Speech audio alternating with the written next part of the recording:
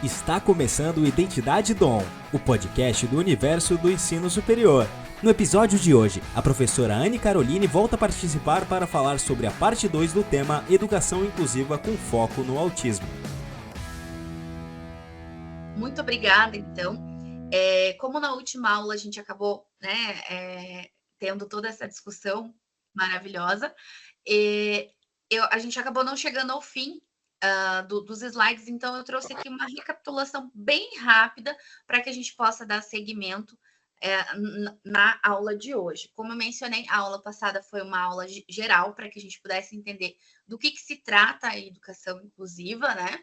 Para que a gente possa combater o capacitismo. Então, a educação especial e inclusiva, ela não trata somente das pessoas com deficiência, ela é uma inclusão, como a gente desconstruiu esse conceito, né? Que todos os alunos merecem ser incluídos dentro das suas particularidades, né? E que a verdadeira inclusão, ela se define aqui nessa imagem. Então, a gente falou um pouco sobre o contexto histórico, né, da inclusão, onde no começo, no início, né, havia uma exclusão, as pessoas com deficiência, elas eram excluídas da sociedade, depois elas eram separadas, né, a segregação, então elas foram trazidas para a sociedade, porém elas eram separadas, né, tinha um local exclusivo para elas. Então, assim, no começo, elas eram simplesmente excluídas, eram colocadas em hospícios, em casas manicomiais, eram retiradas da sociedade. Então, não havia uma preocupação, não havia um entendimento de que essas pessoas poderiam contribuir para a sociedade de alguma maneira, então elas eram excluídas. Com o passar do tempo, as pessoas foram entendendo que sim, essas pessoas deveriam ser incluídas e tudo mais, mas ainda assim havia segregação em classes especiais, em escolas especiais, não havia essa noção da inclusão. Eles entendiam que era necessário dar um atendimento, né, uma preocupação pedagógica, mas esses alunos eram separados, né? Aconteceu a integração, né? Esses alunos vieram para a escola, mas de fato nem sempre a inclusão acontecia como deveria ser. Então, somente agora, com grandes avanços na legislação, que eu na aula anterior, nós tivemos realmente essa noção de inclusão, que é que todas as pessoas tenham o direito igual dentro da sua condição de estar na escola e aprender de acordo com as suas necessidades. Então, essa é a verdadeira inclusão. Então, quando a gente fala em inclusão verdadeiramente, nós estamos falando disso. Não é dizer que está junto, mas estar separado, ou estar dentro da escola, mas ainda assim não estar incluído dentro do grande grupo. Então, é importante a gente ter essa consciência. E os princípios básicos, né, da educação inclusiva dentro de toda a legislação que nós vimos na aula anterior também. Então, aqui, os princípios básicos, né? Na aula anterior, nós falamos a respeito de maneira bem detalhada sobre a legislação vigente, né? Todo o processo legal da evolução, mas de maneira reduzida, o que se sintetiza é isso, que toda pessoa tem o direito, né, de ter acesso à educação. É muito importante a gente entender que toda pessoa ela é capaz de aprender ao seu modo, com as suas dificuldades, com as suas potencialidades. É muito importante a gente entender que todo indivíduo é capaz de aprender e que todo o processo de aprendizagem é singular.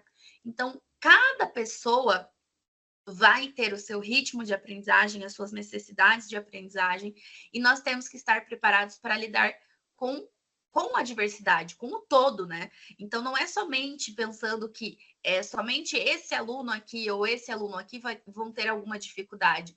Todos os alunos vão ter dificuldades e potencialidades que precisam ser vistas, né? Então, a inclusão ela deve acontecer de maneira ampla para todos os alunos, e claro que nesse momento a gente vai focar nos alunos com deficiência, com transtornos de aprendizagem, com transtornos do neurodesenvolvimento, porque é uma grande dificuldade que nós, como professores, nós enfrentamos no dia a dia, justamente pela escassez pela falta de formação adequada, pela falta de estrutura, tudo que a gente comentou também na aula passada. Então, esse convívio no ambiente escolar beneficia a todos. Então, quando a gente fala da inclusão, ela é importante não só para quem tem algum tipo de deficiência, mas para as outras pessoas que convivem junto. Porque convivendo com a diferença, convivendo com a diversidade, nós vamos aprender a conviver, aprender a nos relacionar, aprender a entender, né? E eu dei diversos exemplos para vocês. Eu falei que eu sou professora da educação infantil, vivencio a inclusão todos os dias na sala de aula e eu vejo o quanto é rico esse processo, o quanto meus alunos típicos, né, conseguem entender os alunos neurodivergentes, eles conseguem compreender e assim aprender cada dia com eles. Então é uma troca muito grande. Eu contei na aula passada sobre isso, né? Que no começo as crianças ali ficavam preocupadas, ansiosas, mas hoje elas têm tanto domínio, isso é tão natural para elas, que quando algum dos alunos autistas acabam tendo alguma crise, alguma coisa, eles também sabem como intervir. Então, eles sempre tem alguém que corre lá, apaga a luz, ajuda a respirar, ajuda a acolher. Então, isso é um exercício de cidadania, isso é um exercício. Nós vimos que antigamente, né, justamente pela ocorrer a segregação, onde as pessoas com necessidades especiais elas eram retiradas, né? As pessoas com deficiências elas eram retiradas da sociedade ou elas eram excluídas, né? Apenas em escolas especiais ou em classes especiais. Essa interação, esse vínculo não era construído, né? Porque muitas vezes aquilo que a gente não vê, a gente não aprende, a gente não faz parte do nosso convívio. E a inclusão, ela beneficia isso, todas as partes, né? Da pessoa com deficiência e também da pessoa sem deficiência, que também vai aprender a conviver. E as pessoas, né, com deficiência, elas têm muito a agregar, elas têm muito a ensinar. Dentro da sua, elas são, cada indivíduo, né, vai além do que somente a sua deficiência. E a inclusão vem para mostrar isso, que cada pessoa ela tem o seu potencial para contribuir. E a convivência, ela beneficia a todos. Então, de maneira global, esses foram os princípios que a gente trabalhou na primeira aula. E sobre que não se trata da igualdade, e sim da equidade. Né? O que seria a equidade? É dar aquilo que cada um precisa de acordo com a sua necessidade, de acordo com a sua realidade. Hoje nós vamos falar sobre o autismo, que pela grande demanda, das solicitações dos alunos, né, de vários alunos que estão já em campo, que atuam em escolas, né, eu vejo que foi realmente uma demanda muito grande que nós tivemos em torno dessa temática, né, em relação a como lidar, que tipo de estratégias utilizar. E ao longo das aulas nós vamos falar sobre TDAH, TOD, transtorno global do desenvolvimento, deficiências físicas e motoras também, né? Então nós vamos trazer recursos para que vocês instrumentalizar vocês na prática. Então, a aula de hoje vai ser a respeito do autismo. Eu sei que talvez muito do que eu vá falar aqui vocês já saibam, né? Seja algo que vocês praticam realmente, mas também é importante trazer o básico, né? O essencial, porque muitos alunos que talvez não tenham ainda tido esse contato já vão ter esse primeiro preparo em relação a isso. Então, a primeira coisa, né? Qual é o termo correto? Às vezes a gente fica confuso em como né? Como a gente deve chamar, como a gente deve tratar. E isso é interessante, a gente não precisa se sentir culpado por não saber. Às vezes acontece, a gente fica confuso, né? Como a gente deve falar. Por isso é importante abordar isso. Então, o termo correto para se referir a uma pessoa com autismo é pessoa com autismo ou autista. A escolha entre um ou outro depende da ênfase que se pretende dar. Então, Normalmente, assim como eu falei para vocês, né, que nós utilizamos atualmente pessoa com deficiência, justamente para dar a ênfase à pessoa, eles, né, aqui a maioria vai ter um comprometimento maior de linguagem, vai ter ali essa dificuldade em entender os próprios sentimentos, em poder comunicar suas necessidades. Aqui nós vamos ter comportamentos restritivos mais intensos, crises mais constantes, né? Então, assim, é uma coisa mais complexa, né? Então, aqui a gente não fala mais, como eu mencionei, a gente não fala mais ali o termo severo, mas seria ali o nível onde precisa de maior suporte, né? Onde a gente vai precisar da maior ajuda. Então, assim, eu acho importante colocar, né, que as pessoas entendam, porque muitas vezes menosprezam, falam, ah, agora tudo é autismo, mas muitas vezes não se colocam no lugar tanto das pessoas, das famílias, né? E que, principalmente, o que mais aparece na mídia são ali os casos leves, onde a pessoa tá falando no Instagram, gravando conteúdo, e às vezes a pessoa pensa, ah, é tranquilo, né? Ai, não é tanto assim, né? Eles exageram, mas não, gente. Quando a gente fala assim, claro, quando a gente pensa, e o que às vezes a gente acaba conhecendo mais são casos ali de nível de suporte 1. Mas quando a gente fala em casos de nível de suporte 2 e 3, realmente são casos muito complicados, assim. É uma barra muito pesada, tanto para o indivíduo como para a família. Os comprometimentos são severos mesmo. A dificuldade é extensa, né? Então, na comunicação, na interação, são crises constantes, tem pessoas que agridem os outros ou se autoagridem. E então, assim, são coisas bem difíceis, né? Quem já teve acesso, quem já conheceu, sabe do que eu tô falando, né? Quando a gente fala em relação ali ao nível de suporte 3, é realmente bem complicado. E a gente precisa atender, né, as demandas que não são fáceis.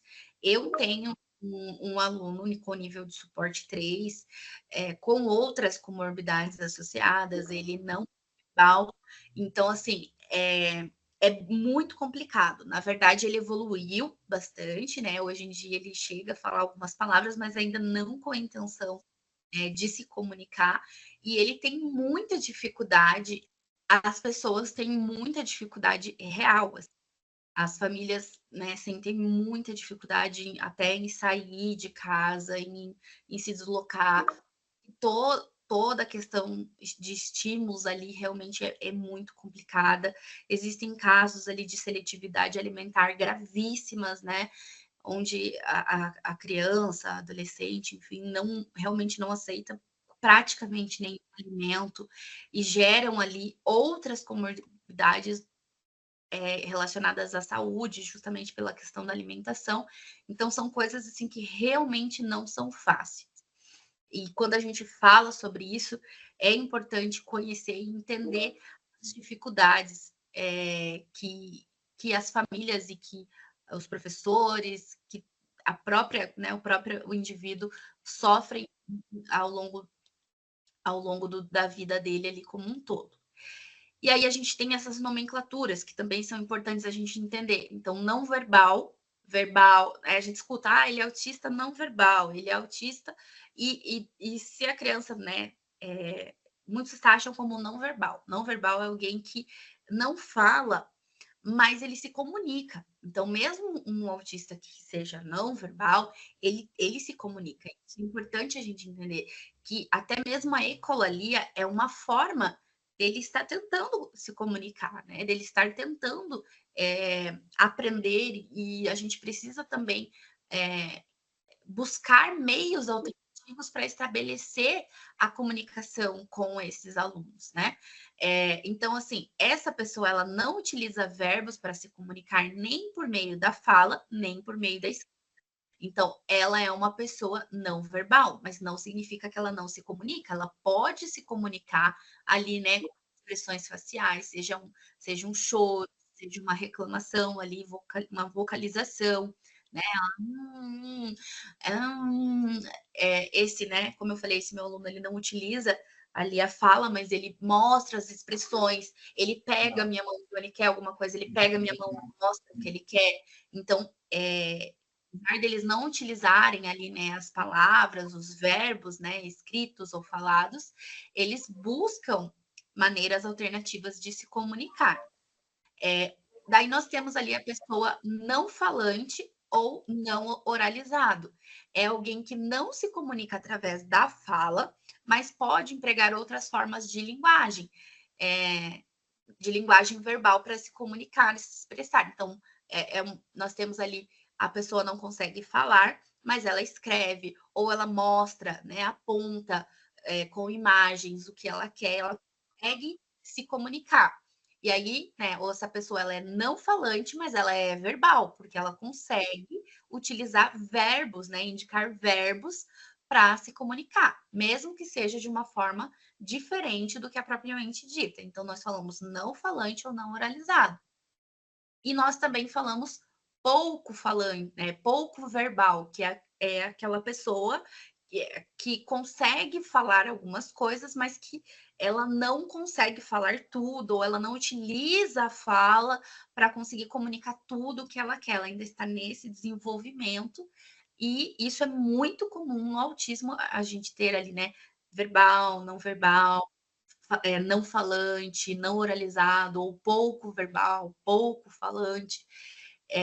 Nós temos também ali a questão do mutismo seletivo, onde alguns autistas, eles em sociedade, né, fora do seu espaço de convívio, eles não falam, né? Então eles podem não falar em situações sociais, com pessoas desconhecidas, simplesmente não falar, mas no ambiente de conforto ali ele pode vir a falar também. E como acontece o acompanhamento, né? Como é o processo, né, para desenvolver as pessoas com autismo. Então, análise comportamental aplicada, né? Fonoterapia, terapia com fonoaudióloga, ocasionalmente terapia física e ocupacional. Então, alguns fazem ali, porque como eu falei, o autismo é muito comum que ele venha associado a outras comorbidades, né?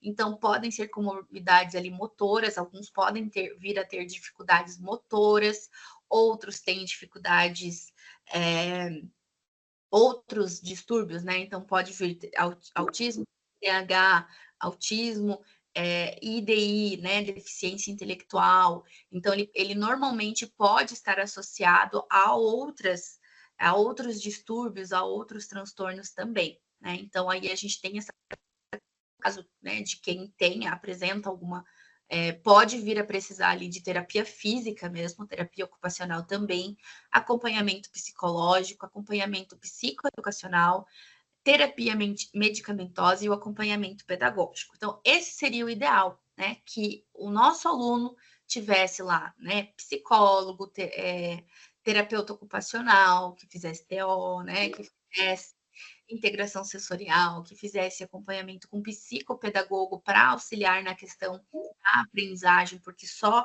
o trabalho em sala de aula muitas vezes não vai suprir toda a demanda, mas, né, a gente sabe que isso é uma raridade, né? Então, assim, principalmente no contexto das escolas públicas, né? Muitas vezes, até mesmo alunos de escola privada, os pais não têm toda a condição, né? Tem dificuldade, porque são tratamentos caros, né? E até mesmo quem tem convênio é uma dificuldade para conseguir, não é fácil, né?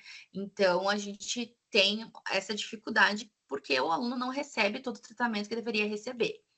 E aí, eu coloquei aqui algumas frases, né, que a gente deve evitar então, o que a gente não pode falar, né, para as famílias ali. Ai, nossa, mas ele nem parece autista, né? Nossa, ele é tão normal que nem parece autista. Mas ele é normal, né? Ele parece normal porque ele é normal. O autismo não é uma doença, algo. Pessoas autistas são normais, né? Tem certeza de que ele é autista? Gente, o diagnóstico sempre é preciso. Você duvidar do autismo de uma pessoa é um desrespeito àquela condição. ou, né, trazer essa culpa, né? Ai, o que que você acha que causou? Gente, não existe isso, né? Você perguntar é uma falta de respeito. Os pais não sabem, a gente sabe que pode ser uma série de fatores, principalmente a questão da genética, fatores genéticos e tudo mais, mas não façam essa pergunta, né? Isso é desrespeitoso. O que que ele pode fazer? Porque existe, né, uma cultura, e muitas vezes os filmes, séries mostram isso, né, associando ali o autista como se ele tivesse superpoderes, né? E a gente sabe que pode acontecer de vir com uma alta habilidade, né? Mas pode ser que não, né? E isso vem muito da questão também do hiperfoco, porque por eles terem um hiperfoco em alguma coisa, criou-se esse estereótipo de que eles são gênios, né? Ou que eles têm alguma coisa muito especial, e que nem sempre é o caso, né? O que ocorre é que talvez ele não ouça bem, então tentar menosprezar.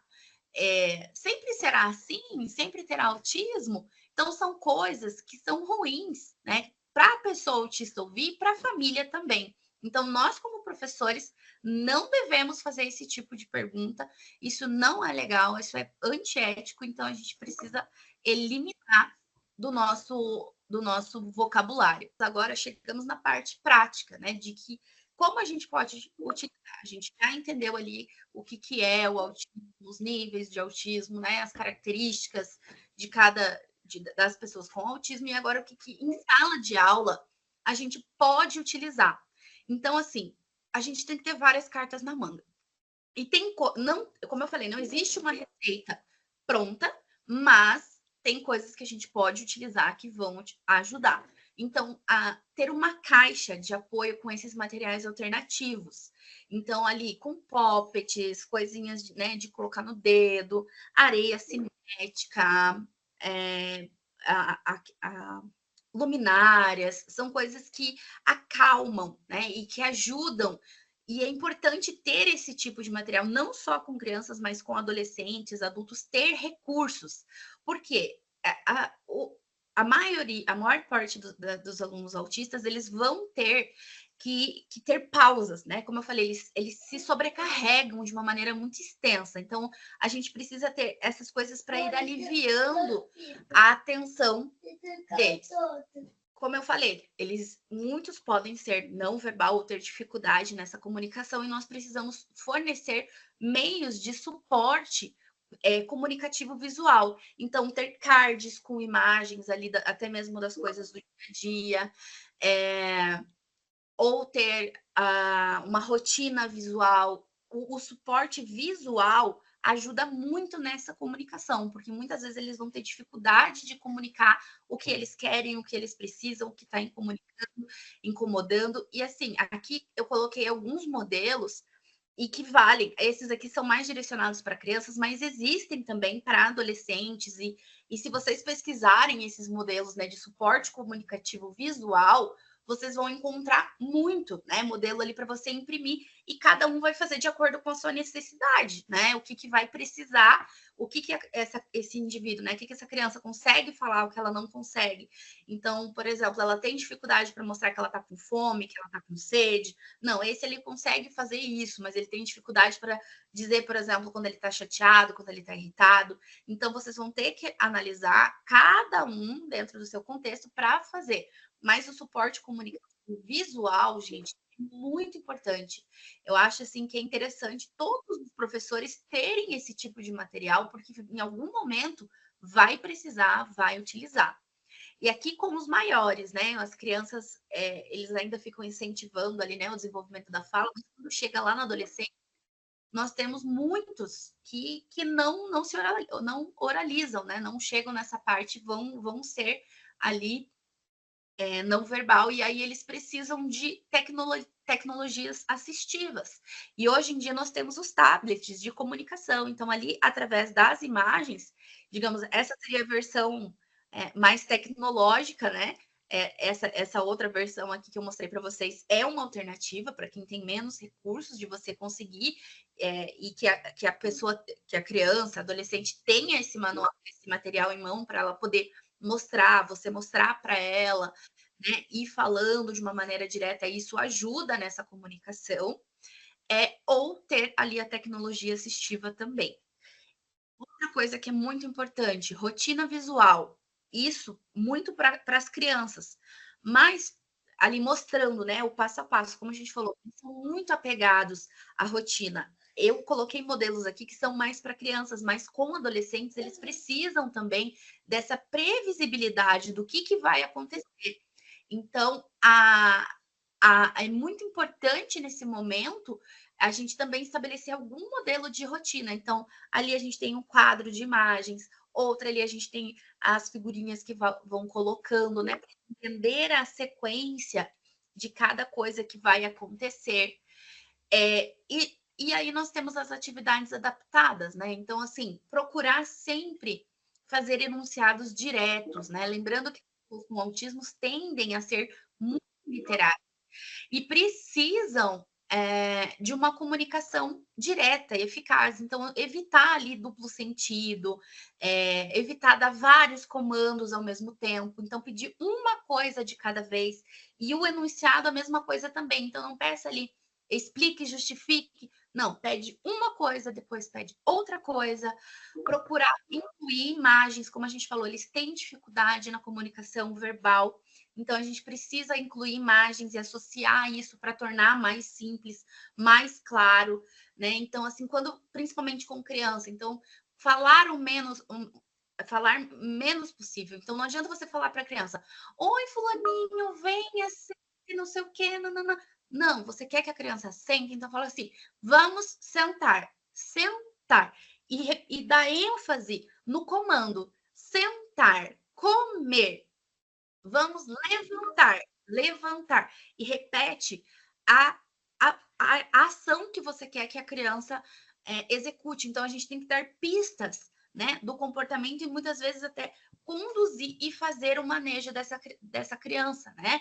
Então, e propor pequenos intervalos. Por isso que é importante ter, né, aqui essa caixa com outros materiais que ela conseguiu fazer uma tarefa, você tem ali um material para dar, digamos assim, ó, conseguiu, beleza, tá aqui uma recompensa, né? Mexe um pouquinho aqui, faz, né? Brinca um pouquinho com isso, aí depois você, olha, agora a gente vai guardar porque a gente vai fazer uma outra atividade.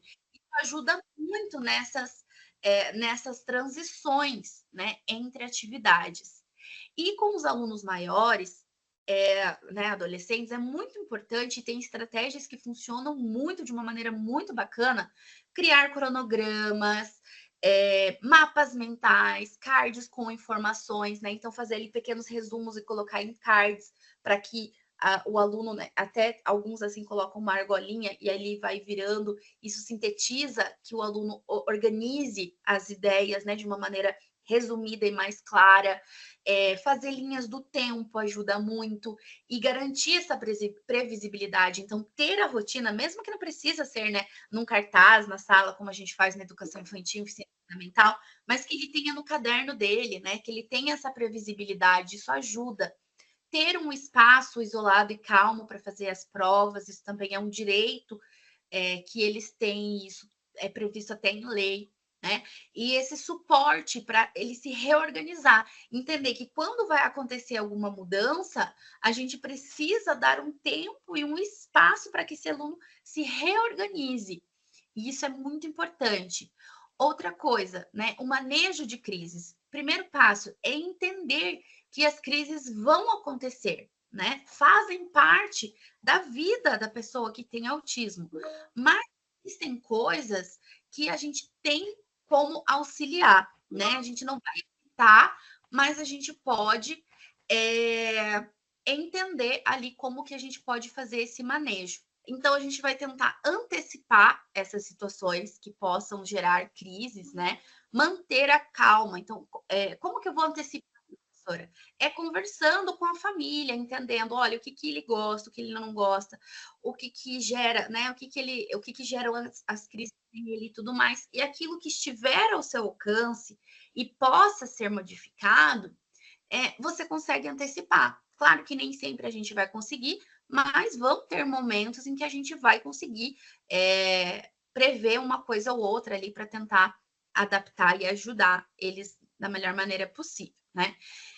Manter a calma é muito importante, entender que a crise é uma forma de descompressão, né? Então, a gente precisa permitir que o aluno libere, extravase aquilo ali, claro, de uma maneira segura, como eu falei, existem casos extremos onde a criança ou adolescente se bate, se agride, a coisa é feia mesmo. Então, a gente tem que prevenir, né? A gente tem que manter a segurança do aluno, evitando que ele se machuque, né? Reduzir os estímulos. Então, as crises normalmente vêm por causa de uma hiperestimulação, né? Então, a gente precisa prevenir e reduzir, nesse momento, reduzir os estímulos, pedir silêncio, apagar as luzes, né? Se a pessoa na situação não tem medo de escuro, então, mas na maior parte das vezes as luzes também incomodam muito, então diminuir os estímulos, né? Então, tentar acalmar a sala, deixar mais em silêncio. Se não for possível, a gente sempre tenta conter a crise em sala mesmo, tá? Se não for possível mesmo, aí leva o aluno para um lugar mais calmo, leva o aluno ali para que ele possa se regular novamente. Tá acabando, tá, pessoal? Adequar os espaços, como eu falei, colocar a rotina visual, ter um ambiente de autorregulação, então entender que em alguns momentos ele vai precisar sair da sala para se regular, para se acalmar, né? Ter esses espaços e materiais sensoriais que eu mostrei lá para vocês, coisinha de apertar, objetos ali, né? Anti-estresse e coisas assim que ajudam bastante.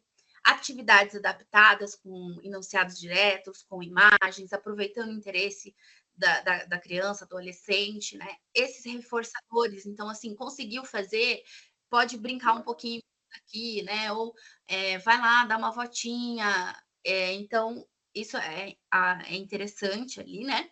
E aqui, muitos podem ter uma necessidade de movimento muito grande. Então, tem algumas adaptações que vocês podem estar fazendo no ambiente, como vocês viram aqui, ó, elástico na carteira, ou o aluno sentar em cima de bola de pilates, porque vai permitir esse movimento e vai reduzir a ansiedade. Temos, né, abafador de ouvido, óculos para aqueles que têm muita sensibilidade, fotossensibilidade, né, de luzes e tudo mais. Em alguns momentos, colocar o óculos escuro ajuda. Ou ali, né, o abafador de ouvido. Eu espero encontrar vocês novamente, foi muito. E agora eu vou encerrar aqui a gravação, mas eu vou continuar aqui no chat, respondendo o pessoal e interagindo, esclarecendo ali as dúvidas de vocês, tá? Só vou dar boa noite, agradecer a presença, mas quem tem dúvidas e tudo mais, colocou informações ali, eu vou estar esclarecendo para vocês